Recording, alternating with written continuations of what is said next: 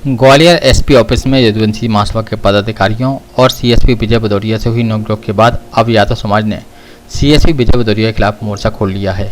खास बात यह है कि ओबीसी महासभा और अन्य संगठनों द्वारा भी यदुवंशी महासभा का समर्थन किया जा रहा है और सभी संगठनों ने मिलकर आज आईजी ऑफिस पहुंचकर सीएसपी विजय भदौरिया पर कार्रवाई की मांग की और कार्रवाई न होने पर 17 सितंबर से व्यापक आंदोलन करने की चेतावनी दी।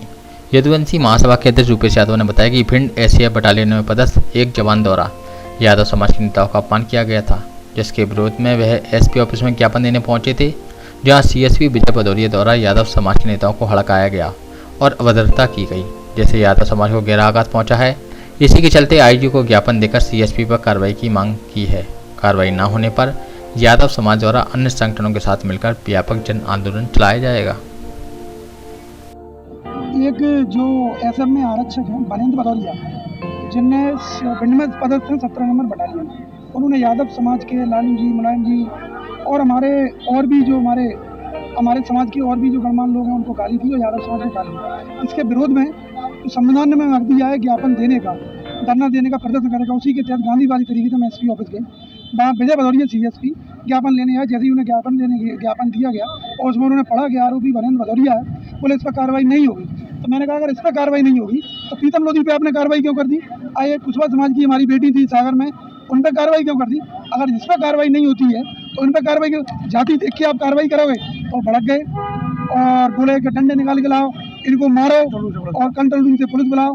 हमारे साथ जाते जाते धक्का मुक्की की गई और बहुत ही अभद्र है। एसपी साहब उस टाइम आ गए, बोले मैं आपका ज्ञापन ले रहा हूँ, अगर वो नहीं आते तो उनका जो रवैया था, जो जातिवादी उनका रवैया है, तो एक जाति विशेष को वो समर्थन करते हैं, तो ये रवैये के तहत आज आईजी साहब के हम यही ज्ञापन देने आए थे कि ऐसी जातिवादी, एक तो वो आरआई से सीएसपी बने हैं, पता नहीं कैसी प्रणाली है कि कैसे बने हैं, उनके ही आज आईजी साहब के पास आए थे कि उसकी जांच हो और उन्होंने तत्काल पीएचक्यू भेजा है।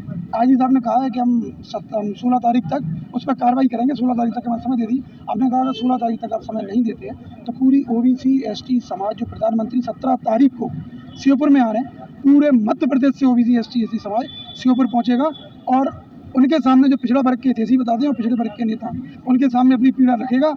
अगर फिर भी हमारी कार्रवाई नहीं होती है तो एससी एसटी ओबीसी बाबा साहब के बनाए संविधान से चलेगी। उन्होंने कहा है कि आप संसद में नहीं है तो सड़क पर बहुमत में आ जाओ। तो हम संसद में और विधानसभा में बेतक उनके लोग बैठे हों, मंत्री उनके लोग बैठे हों, प्रशासन में उनके लोग बैठे हों, पर सड़कों पर हमसे ज़्यादा वो लोग नहीं है। पूरे हम ओबीसी एसटी मिलकर जब तक निर्णय तक इसे पीएचक्यू नहीं पहुँचाएंगे, हम सड़कों पर आके आंदोलन करने के लिए बाध्य होंगे। भैया सर, ये आज ये ज्ञापन दिया है, किन मांगों को लेकर ज्ञापन दिया है, किसने ज्ञापन दिया? ये है ना ओबीसी महासभा और अन्य सभी उन लोगों ने ज्ञापन दिया है। कल एसपी ऑफिस में ये लोग ज्ञापन देने गए थे तो वहाँ पर कुछ पुलिस अधिकारी और इन लोगों में वार्तालाप सही नहीं हो पाई थी, इसके कारण ये लोग ज्ञापन देने यहाँ पर आए थे। इन लोगों का मानना है कि भिंड के अंदर एक आरक्षक है, उसने कुछ अभद्रता कर दी थी मुलायम जी। उसकी भी जांच कराई जा रही है पुलिस विभाग द्वारा। सर, ये भी जो सीएसपी विजय भदौरिया जी हैं, उनके खिलाफ लगातार जो मांग है वो उठ रही है अभद्रता की, उस पर जांच पुलिस कर रही है? उसके वरिष्ठ स्तर पर उसकी जांच की जा रही है और शीघ्र कार्रवाई की जाएगी। इनका कहना है कि दोनों जगह कार्रवाई नहीं होती तो मोदी जी 17 तारीख को आ रहे हैं, उसके पहले बड़ा आंदोलन करेंगे। हम लोग जो भी वैधानिक कार्रवाई होगी हम करेंगे हमारा। ठीक।